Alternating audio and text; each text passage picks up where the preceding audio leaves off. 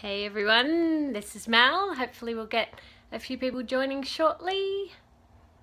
Oh, lots of people coming in. Hey Liz, hi James, thanks for coming in. Awesome to see you guys. Hey, trusty ball boy. Excellent. Oh, look, that's great that people are jumping on so quickly this morning for what I've called a fan slam chat. So, hey James, good. Thanks for getting on. Liz, I'll introduce you shortly. Just while people are joining. So, my background, I'm Mal, Grand Slam gal, is all my social media, hi Rome, and also my blog. So, in 2012, I did what has become known as the Fan Slam. So I went to Australian Open, French Open, Wimbledon and US Open in the same year, which was fantastic. And I put loads of information on my blog. And I have been to some of the tournaments since. Australian Open's my home slam because, hey, Kirsty, thanks for joining. Yeah, hi, whoever that is in a language I don't speak. Oh, thanks for sharing, guys, as well. Yeah, if you see that person in the bottom right corner, if you click on that, you'll get the share options if you wanted to promote this on Twitter to help some more people come on. Hey, Jen, thanks for joining. Yeah, so that's my background. So I get asked questions all the time about going to the different slams. So I get comments on the blog, things on. Thanks, everyone who's sharing that on Twitter up there now. Hi, how are you? You can also say your name if you want when you pop in the comments. It's always nice to meet the people that are jumping onto my scopes. Yeah, so I get asked questions all the time in my blog comments. People email me. Oh wow, share it on Facebook as well. Awesome, guys. So I just thought, because I've been periscoping a lot from the Australian Open, I thought it might be a good opportunity just to answer some of the common questions to help people who might be planning to go to one of the slams this year. And actually I have with me, so if you see the Lukey Liz comments pop up, that's my good friend Liz, who lives in the UK. She did the Fan Slam. Oh, thanks guys for all sharing.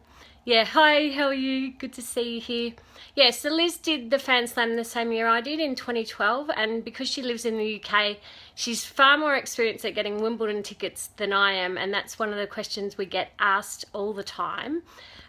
So if you've got questions that you're interested in, certainly pop them in a comment. I've got my trusty assistant ball boy here writing them down because Periscope goes pretty fast and sometimes you miss the comments while you're talking. So I thought I might start with the best and the worst of the slams, because this is which tickets are the hardest to get. James, that's definitely Wimbledon, but there are ways you can do it. You just need to plan and be organised. So I would say Wimbledon the hardest, French Open second hardest, but not too hard as long as you're ready. Yeah, Kirsty. As long as you're ready to buy them on the day for the French Open, and then Australian Open and US Open have loads and loads of tickets. So easier to get, but you still need to think about which ones you actually want to have. Yeah, so best and worst, I think the best, look, there's two. I feel lucky. Yeah, absolutely. The ballot's a good way to try. Actually, maybe we can chat Wimbledon tickets first. So there's actually 9 ways to get them. If you go to my blog, there's categories up the top. So my blog's Grand Slam Gal with the GAL.com. Which packages sites do you trust? Jen, we're just going to write that down and answer in a little bit. Yeah, so if you go and you click Wimbledon up the top, I've actually got an article on 9 ways to get Wimbledon tickets. There's more ways than you think, but there's 3 that most people use. So one is the ballot. I was just on the Wimbledon website this morning. It's pretty easy to submit your application for that. Just go to the Wimbledon website, click tickets, and then there's a link. Yeah, you don't have to queue if you get a ballot ticket, and that's why it's so great, because the ballot helps you avoid the queue. Actually, we were lucky last year. I went to Wimbledon in 2015, and we're Australian Open members, and one of the benefits there is that you can apply for an Australian Open member ballot for Wimbledon. We're lucky enough to get tickets in that, so didn't have to queue, and they were amazing seats. They were like 3rd row back. Fantastic. So that's another way if you are an Australian Open member as well.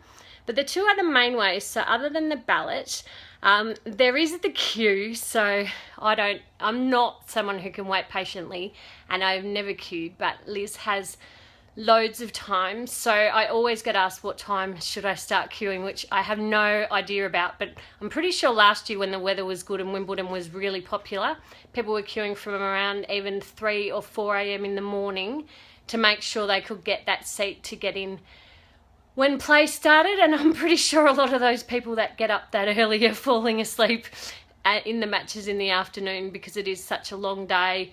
Also, no public transport runs at that time, so you have to figure out how to get to the queue for that time.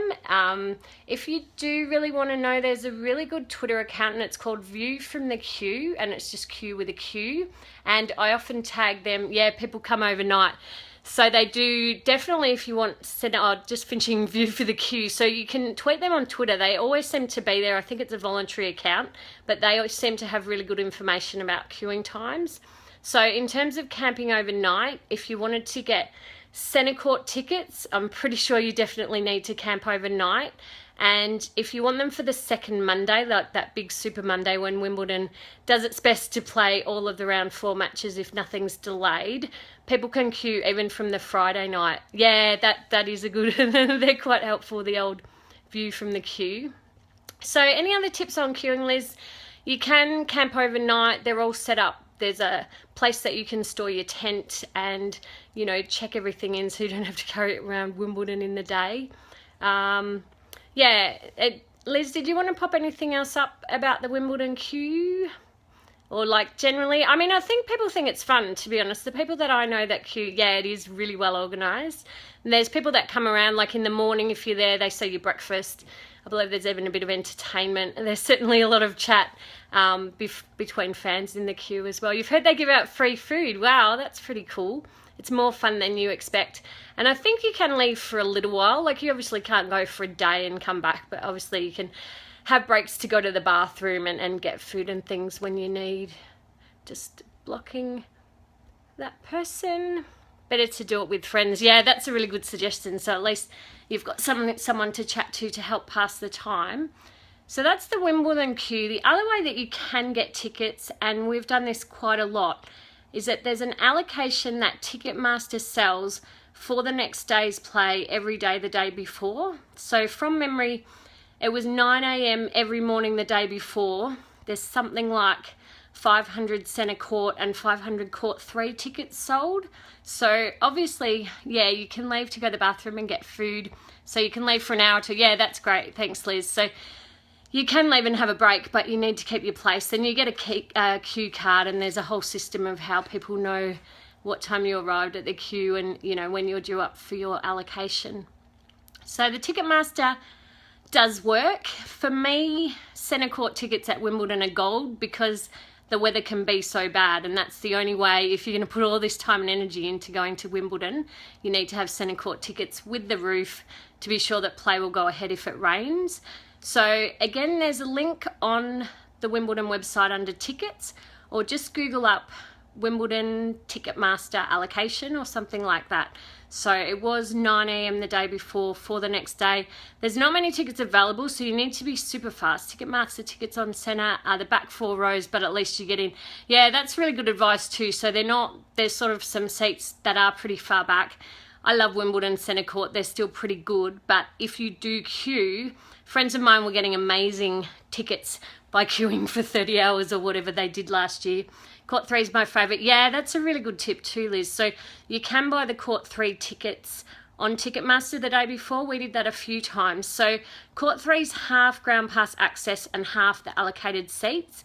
And especially in the first week, you can get some amazing matches. Like first week of a slam, you never know who you're going to get to see and what good matches will come on. But they definitely can get scheduled on Court 3 at Wimbledon. So that's a good tip if you can't get centre court, but obviously there's only one court with a roof there, so play stops if it rains. British tennis membership is great. Yeah, that's a good tip too, James. So £25 a year and gives you entry to a separate ballot. So I know, Liz, in my 2012 slam, the week before Wimbledon, I didn't have a single ticket despite my efforts. If you queue and you're in the first 100, you get to choose which court you want. I didn't know that, and they're pretty good seats as well. So if you're really dead keen, queuing's a good option. It was really hot in 2015, and I know people in the queue sitting around in their tent all day were pretty hot as well. But yeah, that was a good tip about the British tennis memberships. They get an allocation of Wimbledon tickets as well. So they're the main ways. It can be done. I've been to Wimbledon a lot. A lot of my friends have been to Wimbledon a lot. Hi there, thanks for joining.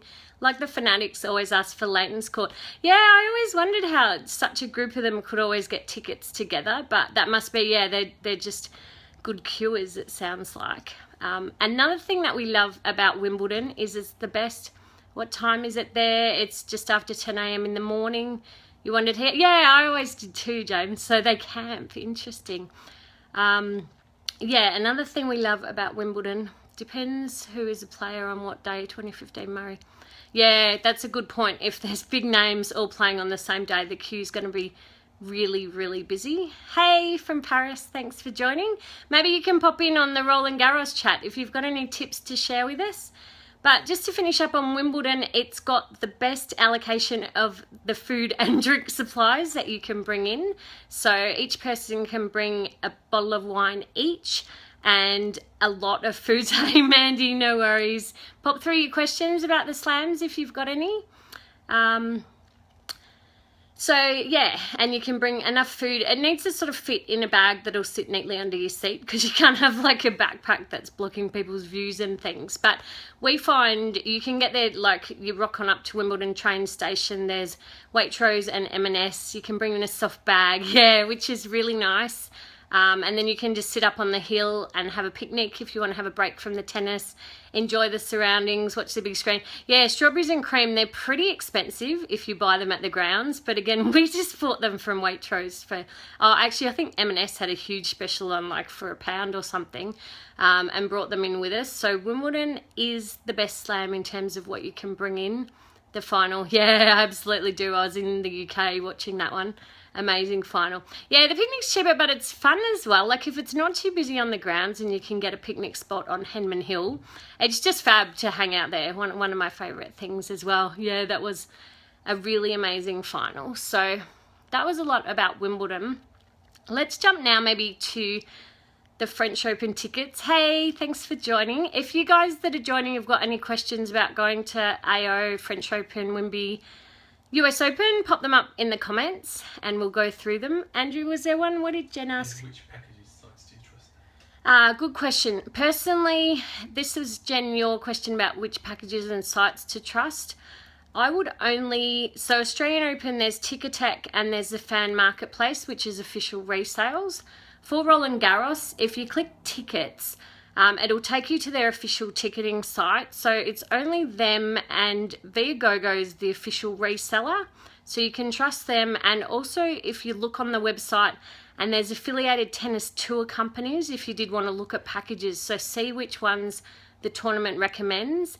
For Wimbledon, to be honest, I don't even know. You can't resell tickets. French Open, you can't book on the day. You have to book in advance. Yeah, that's a really good tip. So you can't book on the day, and French Open tickets have to, hey Sweden, thanks for joining. French Open tickets need to have your name on, and they've actually got this really good system. Before we went, we're like, how would they ever check your name and your tickets at the door with all those big queues? But they're really efficient, so you need to have ID that shows that you're that person, and that name needs to be on the ticket. So never buy tickets. There's all these scalpers outside saying cherche ticket or something like that. What do you do about Mexican? Sorry, I can't help with that. I haven't been to Mexican Open, and yeah, I just wanted to really talk about the Grand Slams today. So yeah, French Open, don't buy tickets from scalpers. And yeah, because you need to get your name on it, and they are pretty strict about that. It's because it's quite a small ground, so there's just not as many tickets available as there is, for example, Australian Open and US Open, which have really big grounds to fit ground pass. Yeah, you have to take your passport to Roland Garros, and it's all scanned, and the system's amazing. It actually works really well. You don't have to queue that long. But it is Viagogo, where friends have bought tickets in the past, which I believe is the official reseller. I'm guessing the language barrier. No, I've never had any issue that. Yeah, there's no re-entry. Let's talk about that as well. So the language barrier, when you click tickets on the Roland Garros website and then you get redirected to the ticketing site, it looks like it's all in French, but have a look in the top right hand corner. There's a little British flag and you can press that and it will turn into English. So Liz mentioned there's no resales and you're not allowed to go in and out. There's also no pass outs of the ground. So as good as the French Open is in a lot of ways, if it rains there, it's actually really tough. There's not a lot of cover. We've spent a bit of time there huddling under the stairwell because you're not allowed to leave the grounds and go to a happy, pleasant restaurant or bar or anything. Exactly, and there's no roofs, so no play can go on. But there is big redevelopment plans, which last time I checked, I think were delayed by the neighbours complaining about the noise or something French like that. Maybe our Paris friend who jumped on, if you've got any information about going to Roland Garros or the ground redevelopment, that would be handy. So French Open, my best 2 tips, if you want to buy tickets, log in. I actually just had a look this morning and the ticketing website's down for maintenance. French peeps mostly speak good English on site, and yeah, rain is a challenge, and that's saying tactfully. So go to the Roland Garros ticketing website. They're on sale sometime in March, so go in a week or 2 before that and actually set up your account and your login, so that's all done ahead of time and you don't have to worry about it once the tickets are on sale. The other thing I found out, because I'm used to tickets always going on sale at 9 a.m. local time, but the first time when we bought them for 2012, actually I got a good tip from a friend in Paris who said, Mel, get online earlier because sometimes they go on sale at 6 or 7 a.m. Paris time, which luckily was maybe 2 or 3 in the afternoon here. So I just had my browser logged in and kept refreshing it. And then suddenly, before I was expecting to wait another hour or something, and suddenly it went, you were in the queue, expected wait time 15 minutes or, really fast like that. So definitely, to the best of my knowledge, they don't announce what time tickets. Yes, do all in advance because they take the main site down on the day. That's right, yeah, they take it down and then 6 a.m. it goes back up. Is Roland Garros in Central Paris or on? Thanks, James, I'll come back to that. What was the one? The packages or sites. I think we've covered that one, but there was another one. Just pop your questions up again if I don't answer them because we're just trying to keep up. And what was that one? Oh yeah, Roland Garros. It's not dead central like Australian Open, but it's actually pretty easy to get to on the metro. So you're talking so fast. Sorry, I do talk fast. You'll be able to watch the replay if there's any bits you wanted to run again. What's the train station called for Roland Garros? We can't remember, but if you I waited 2 hours the first time getting French Open, but the EQ works. Yeah, good tip from Liz. So just persevere, and really important if you can to actually get your tickets that first day that they go on sale. So we're just having a look what that metro station's called. There's 2 that you can go to. The one that they recommend on the website, we got lost trying to find. It's not that far a walk to the grounds, but there's one metro station where it's all marked with tennis rackets and you see all the people and it's easy to find the grounds. And there's another one where you pop up in a street with restaurants and things, and there was no indication. We didn't have Wi-Fi at the time, so couldn't Google map it up, and there was no signs or anything of how you had to weave through what seemed like back street. Porte d'Orte? Yeah, so that's the main one. And what was the other one? Yeah, so Porte d'Orte, which is spelled like Autielle, is the main one. And they're pretty good with running metros in and out. Like, a lot of people go in and out of Roland Garros. And it's quite fun, actually, the walk as well, because there's just loads of people going on. On your ticket, you'll have a specific gate you need to go in, so they do stagger it, so there's not just one massive queue at one gate. What else? Another good tip for French Open, there's little orange footprints on the main one. Yeah, Porte d'Orte, that's how it's spelled in Liz's comment there. 5 minutes max. What time of year? It's March from memory. It should be announced on the website, I'd say, in the next month on the on sale date, but I think it was, like the second part of March.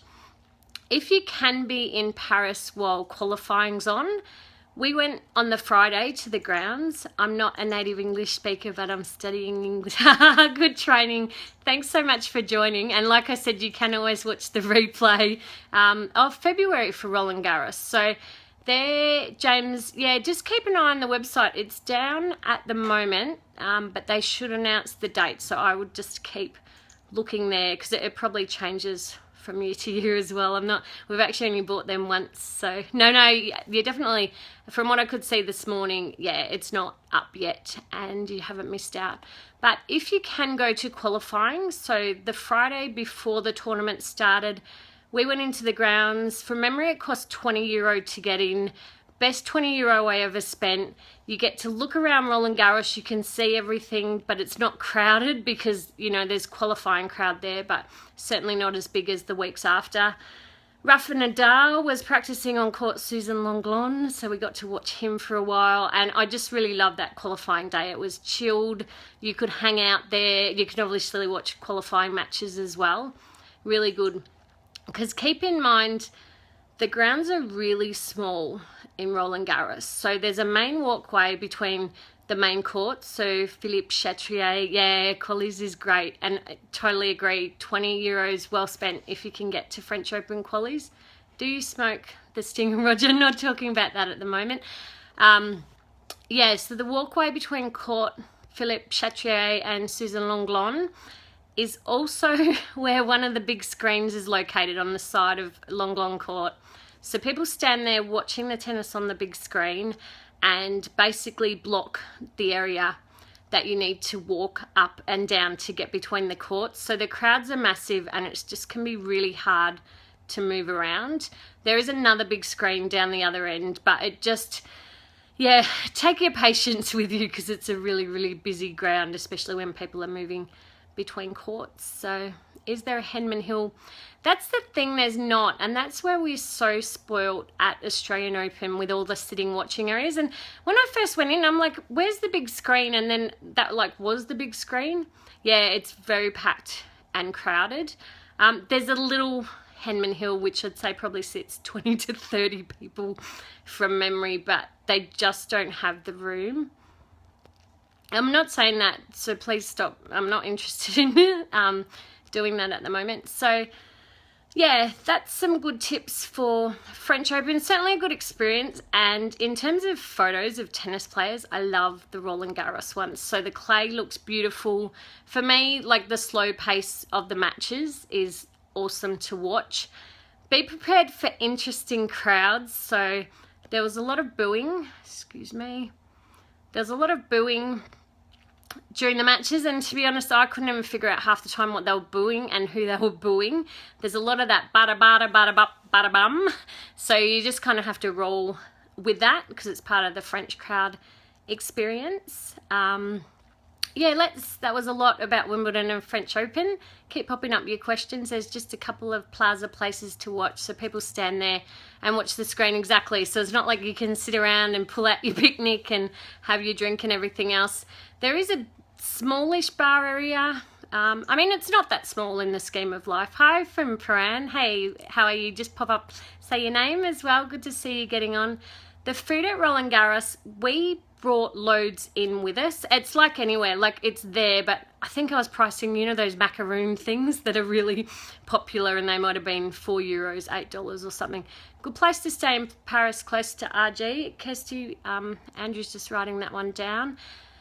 So the food, I mean, who doesn't love food in Paris? You can just go to the deli, get like local cheeses and baguettes and, you know, patisserie things, all sorts of stuff. And you can actually bring quite a lot of food in there with you. You can't bring alcohol, but like your drink. We had amazing picnics there. Yeah, exactly. There's salads. Go to the delis, enjoy the local stuff and bring it in with you to eat.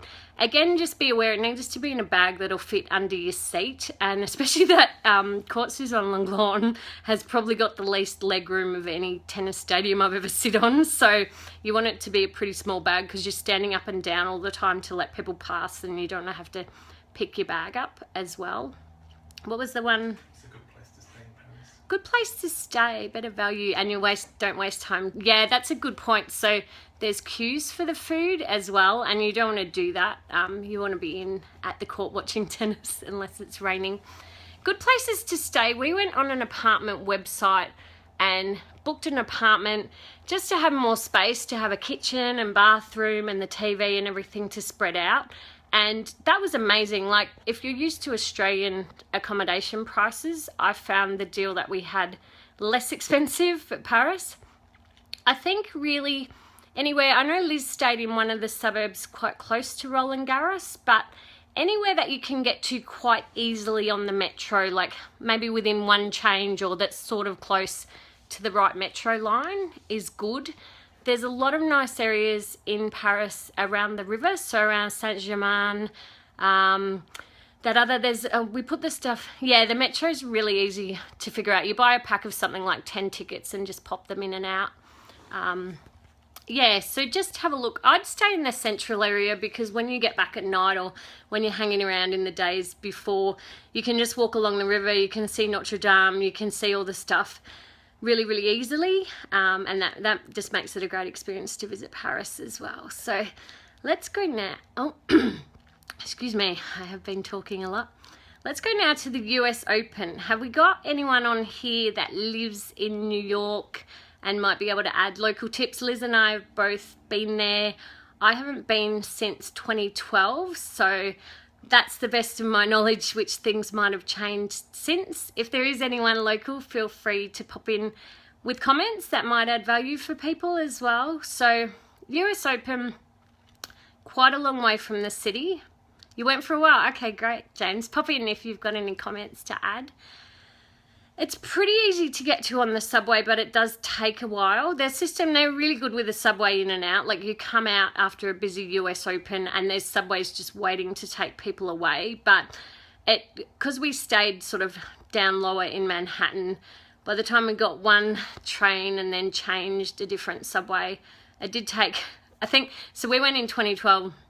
We bought tickets for every night session, following the logic that it's really hot in the day and there's no shade there, so that night would be better, which it was, but we went in and out 16 times in the end because we went to qualifying and then the men's final was delayed.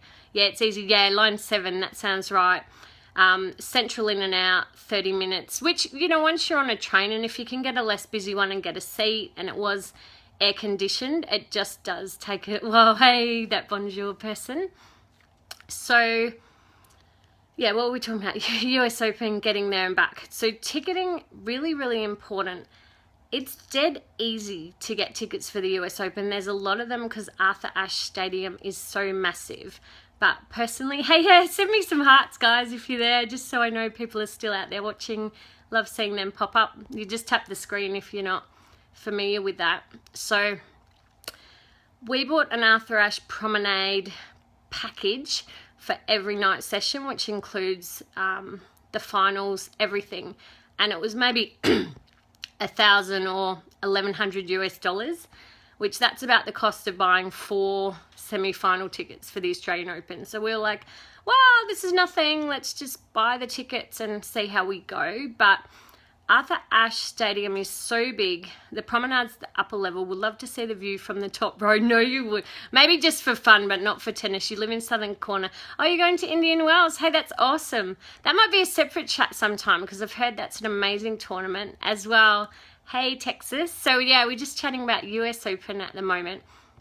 Arthur Ashe Promenade is so far back from the court. You can hardly see the players. You cannot take good photos. You can't hear the ball being hit. So yeah, it's like looking on a tiny screen, so you could actually be at home.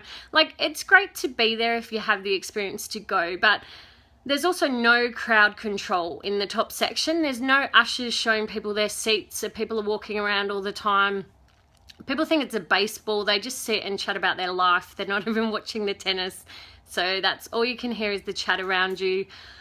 I've had people stand up in front of me and take a selfie and block my view on a match point. It's fun if you like dancing in the aisles and being on a big screen during the change of ends and that sort of aspect. And this is, guys, specifically Arthur Ashe Promenade that I'm talking about, because there's a lot, the walk in and out all the time, the talk, the Wi-Fi doesn't work up that high, so I couldn't even get on Twitter to distract myself. But there's a lot of other tickets for US Open as well. You can buy like loge seats that are closer to the court, but they are really quite expensive. There's also, and actually so there's redevelopment going on in Flushing Meadows at the moment as well. They're putting a roof, the culture of US sport. So they're putting a roof on Arthur Ashe, and there was Louis Armstrong Stadium, which has some shaded seats that you can buy. But I need to be honest, check and get an update on that. You can also get ground passes to get into the grounds. There's loads of tennis going on first week, like any slam. But be aware there's very little shade and it's really, really hot. So you saw the roof. Yeah, it is looking good. It's massive though, like compared to the Australian stadiums. That roof is huge. So it's really hot. There's no shade. So I would probably go mid-afternoon-ish, and on your ground pass, they play till quite late the first week. Like we were watching outside courts at 10 or 11 p.m. Low seats, yeah, 200 US, so they are pretty expensive, and you can see better, and it's fun. If we went back again, we would pay more to get just 1 or 2 loge tickets than having a lot of tickets in the promenade. US Open is fun. Like, it's just it's New York, you know, it's just such a different vibe and everything else.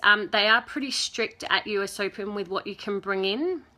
I believe the quote is reasonable refreshment and nourishment, which they can't quantify how much that is. But we'd go to Whole Foods where you can buy the salad by the kilo and just get like a box or 2 of that and bring some water in it and just make that last, because the food options, I'm gluten, dairy and egg free.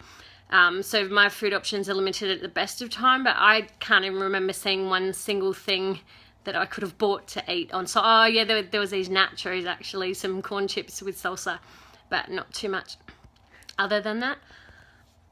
Excuse me, I've been talking a lot.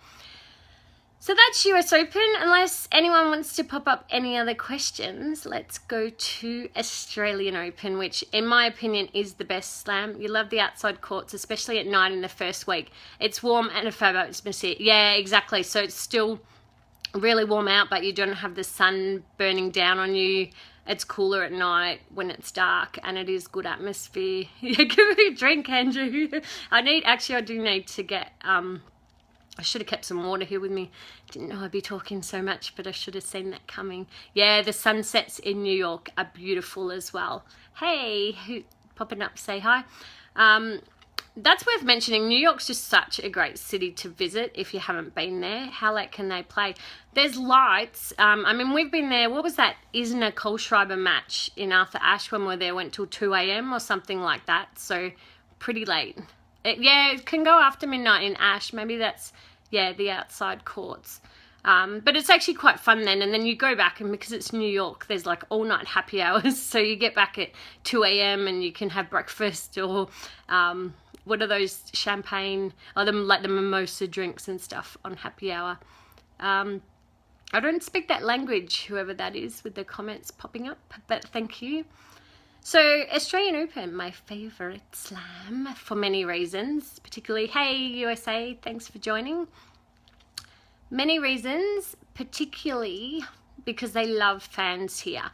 And this, yeah, some players were complaining about playing really late. Yeah, look, that happens all the time, but it's just the luck of the schedule and the weather and everything else they need to do. US Open's pretty bad. Like, they'll change your schedule and not tell anyone. We went in once expecting a women's doubles match to be on Arthur Ashe and to have an hour and a half before we had to go in. AO is wonderful.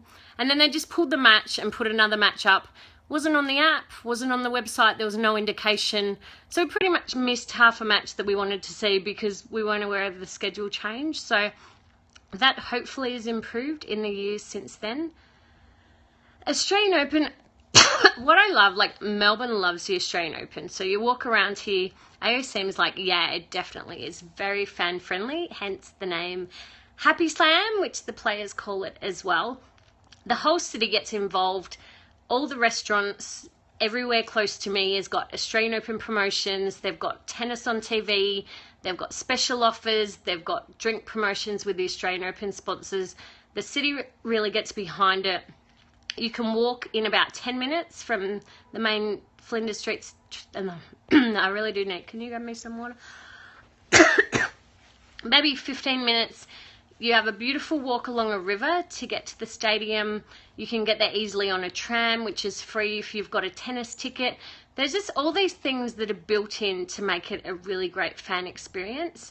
The other thing that makes it good, we have three courts with roofs, so a lot of play can go on if it rains. Hang on, just take. Which it has a lot, this Australian Open. Melbourne weather's crazy at the best of times, but we've had like the craziest of crazy this year. But it's just good to know if you've got a Rod Laver Arena, a Margaret Court Arena, accommodation options in Melbourne. I'll come back to that one, James. Margaret Court Arena, Hisense Arena. If you have a ticket there, yeah, go over you from Brizzy. It's just awesome, isn't it? Like it's such a nice fan experience. Yes, so Rod Laver and Margaret Court Arena are fully ticketed. You can buy tickets in advance. Hisense Arena is ground pass access, so if there's an Australian playing, you can have to queue to get in, and the queues are quite long, and there's a pass out system, so it can take quite a while to get in there. But so 3 courts with roofs. They really care about fans. The social media team are just constantly doing new things to get people engaged on Twitter, Instagram. They're doing Snapchat, like all sorts of stuff. There's fun stuff around the grounds. We walked around for maybe 10 minutes, and the area's called Grand Slam Oval, where all the sponsor pavilions are. We walked around in 10 minutes, like we had this free sample of what's the cost of tickets. I'll come back to that one as well. We had, like, I got a free sweatband from Medibank. I got a little free fan from Canadian Club that plugs into my phone. We got Blackmore's Australian Open Twitter by far the best. Yeah, I totally agree. And they really engage with fans and chit-chat. They answer your questions. They're responsive. They work so hard just to put fun updates out all the time. So accommodation in Melbourne. Melbourne, people don't realise, is actually a pretty expensive city to live in. I think there's a perception that Australia's inexpensive, which it did used to be less, but it's not so anymore. And accommodation gets really busy during Australian Open, can get booked out. So look online, like you can compare the prices, just look up the main big hotels. But a lot of my friends, so Liz stays in what's called short stay apartments. So again, you can get an apartment, you've got the kitchen, the bathroom, you can do washing, which is really good, especially if you're staying for more than a few days. Also, Airbnb here, I hear, is pretty good. And a lot of people know they can rent a room out during Australian Open. So check that out as well. I've had friends stay with Airbnb, find accommodation quite close to the grounds and be really, really happy with it. But I would recommend for that, just plan as far in advance as you can so that you know that you can get something booked at a price that you're okay to pay. What was the other question? Cost of tickets. Yeah, Oz is pretty expensive. The apartment was better than a hotel because, yeah, you like to cook. Exactly. Keep that in mind. Hey, yeah, awesome, James. Hope to see you here. So cost of tickets, really variable, and they changed it this year to a tiered system in Rod Laver Arena. So you have to pay more for the tickets close to the courts. And actually I was there last night, I was having a look at it. I think, so say last night, the semi-final Cat 1 tickets were 410 Aus dollars each. And the back section up the top of Rod Laver Arena was about 240 or 250. So the tickets vary. In the first week, we love Margaret Court Arena. Yeah, look, it is fairer, but what happened, so where we used to pay $250 to get a seat close to the court for the men's semis, you now pay the same price for the upper section of seats, and the others are more expensive. But actually it made for a really good crowd, other than there's a few annoying drunk corporate people last night. But it just does generally make for a pretty good crowd of people in there in the later rounds. Margaret Court Arena ticket, I love the first week. So you can get them for maybe $60, $70, $80. A ground pass anyway in advance is $35 and then $39 if you buy it from the day. So for not that much more, you actually get a seat in Margaret Court Arena. You can watch those matches that are scheduled there if you want to. You can come and go. Yeah, exactly. It's in the shade and you have a seat and you have everything else that ground pass holders have. So we love buying those tickets first. Ground pass holders can get into Hisense Arena.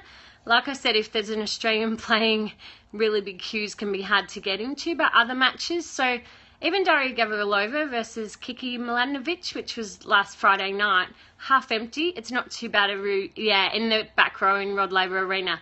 That's right, all the Rod Laver Arena seats are pretty good, to be honest. Yeah, so you can see some awesome matches in Hisense and still get in and out. A 5-day batch of ground passes. Yeah, that's quite good too, the first 5 ground pass option. Good value week 1. Aussie fans are more rowdy. I like them when they're rowdy, but not too, like rowdy, fun tennis fan rowdy, not rowdy, fighty. Kyrgios seemed to be on Hisense. Yeah, he was his first match and his second match. Before he played Burditch in Rod Laver Arena. They put him on there because it helps to sell ground pass tickets. It gives ticket holders something to watch. And they also tend to put him on late in the evening because you can buy an after 5 ground pass at Australian Open. So they encourage people who've worked during the day to still get a ticket and come in. And then if they want to see Kyrgios, they can. Yeah, great opportunities for fans. Something else I love about Australian Open is the practice courts. So this is pretty new just in the last few years. Yeah, you can take flags in, but you can't do like too much guerrilla marketing there, I don't think. We're rowdy about tennis, not just there for the night out. Like I said, I love good tennis fun rowdy. It's just not. I was at the match between Marcos Bagdatis and Joe Willie Songa in round 1, and Bagdatis' fans were just like booing Songa, and Songa complained to the umpire a few times to try and get him to stop them talking and stuff, and that was sort of borderline not being tennis fun rowdy. Yeah, so practice courts at AO you can get access to with a Can You Watch Qualies. I'll come back to that one as well. You can get access to with your ground pass. The schedule's put up on the website the day before, so you can see exactly who's practicing. You want to see Novak, you want to see Rafa when he's still in the draw, you want to see Roger. You can see what court they're scheduled on. You can wait there in advance so you get a good spot as long as they turn up, which unfortunately Roger didn't a few times when I waited this year. But there's actually a bridge that you can walk over so you can look down on the courts. It's just really fun, so definitely if you go walk around the practice courts, you never see how early would you recommend getting there? Can you just write? We'll come back to that one as well, James. So, yeah, you don't know the players are just walking to and from the practice courts around, especially ones that are sort of on their way up or maybe on their way down and aren't as popular anymore. You can stop, get selfies with them, everything else. So practice courts I love.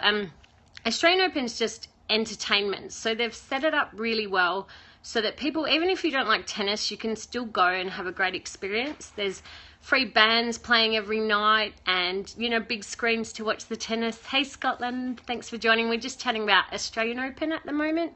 What were those two? Can You Watch Qualies? Can You Watch Qualies? Yeah, so that's free. It's the week before Australia. Oh, you're moving there next year. Awesome. Well, definitely go to Australian Open if you're a tennis fan. It's a wonderful experience. So, yeah, Qualies is the week before. It's free access. You can just walk in and out of the grounds, and it's just a really nice way to have a look around. The merchandise shops and things are open, which if you like me, it's nice to have a look around there when it's not too crowded.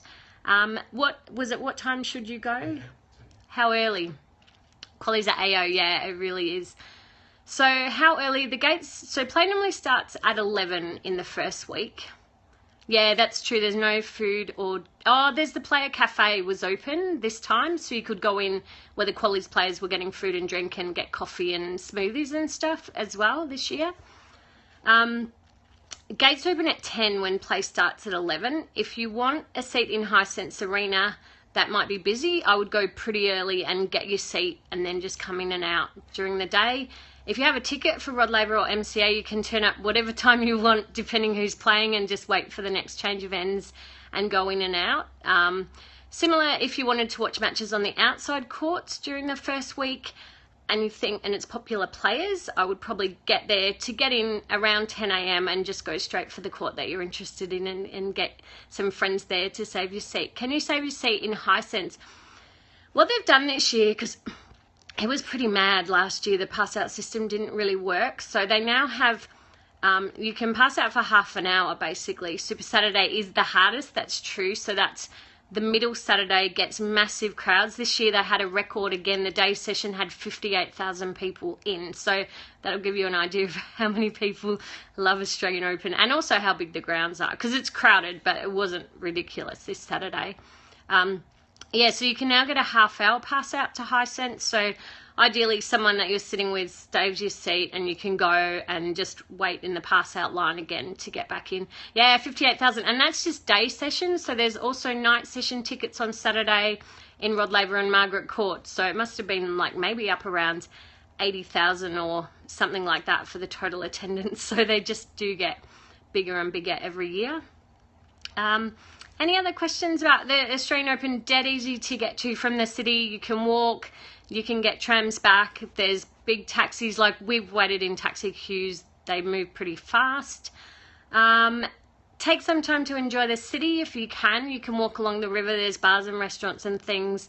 Have you been to all slams? Yeah, I have. So in 2012, I went to all 4 the same year, which is why I'm doing this Periscope, just to give people information. But yeah, I am going to sign off soon. So maybe give me some hearts, tap the screen if you enjoyed this. That's neat to get a half-hour pass out Wimby.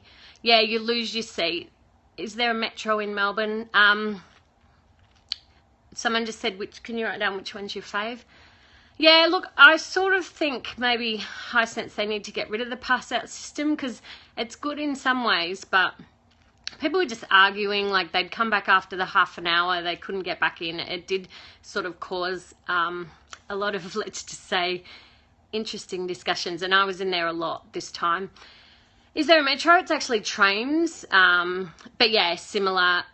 It's not probably as comprehensive, certainly, as London or Paris in terms of the links and the frequency of trains and things, but you can get in and out of the city. I would recommend for AO stay in the Melbourne CBD area or around South Bank, so you have the option of walking to a tram to get to the Crowns, or even just walking all the way home, which is what we do, hey Chicago, rather than waiting for a tram to come, especially if, like last night, Rod Laver Arena finished, everyone comes out at the same time. Everyone's either going to the taxi, the tram, or walking.